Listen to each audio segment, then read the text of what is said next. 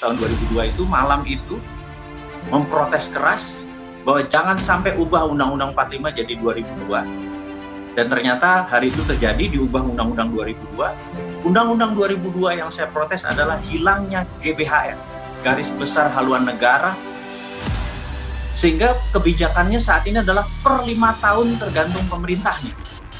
Bukan kebijakan jangka panjang yang siapapun pemerintahnya ngikuti garis besar tadi. Gitu, rencana 100 tahun Indonesia menjadi negara superpower misalnya kayak gitu deh.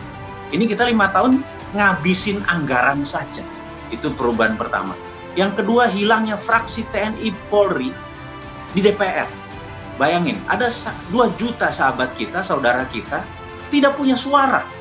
Padahal dia adalah garda terdepan pertahanan. Harusnya saya minta usul, balik lagi lah. 2-3% atau setiap satu fraksi ada 1 TNI Polri gitu ya. Mereka ngerti apa itu bela negara. Sementara anggota DPR ini dengan bayar mereka jadi ke sana, mereka tahu apa tentang bela negara.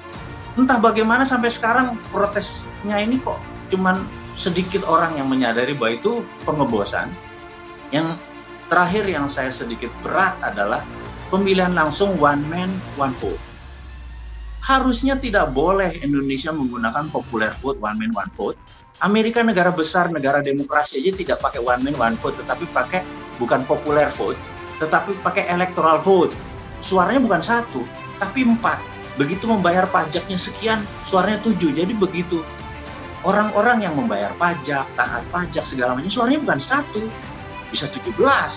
Pembobotan itu nanti kita standarkan sehingga sewaktu ada pemilihan, orang-orang yang punya suara atau pembobotan yang nilainya tinggi tadi, salah satunya dengan bayar pajak, kalau 1 miliar tambah 10 misalnya gitu ya, ini contoh aja. Itu membuat kualitas. Jadi begitu disebut, wah dia 17 loh suaranya, wah dia 24 loh suaranya. Yang lain 1 gitu ya. Nah, orang-orang yang punya suara atau electoral vote ini bisa membelokkan. Jadi misalnya zamannya Trump, itu dia secara popular vote kalah, Hillary menang. Tapi negara waktu itu mau perang sama Tiongkok, para orang-orang yang memiliki electoral vote yang suaranya besar tadi, itu udah Trump aja deh. Kayaknya kalau Hillary lawan Tiongkok lewat nih gitu ya. Itulah kalau orang-orang yang bernalar, berpendidikan, berpengaruh, suaranya jangan 1 gitu ya.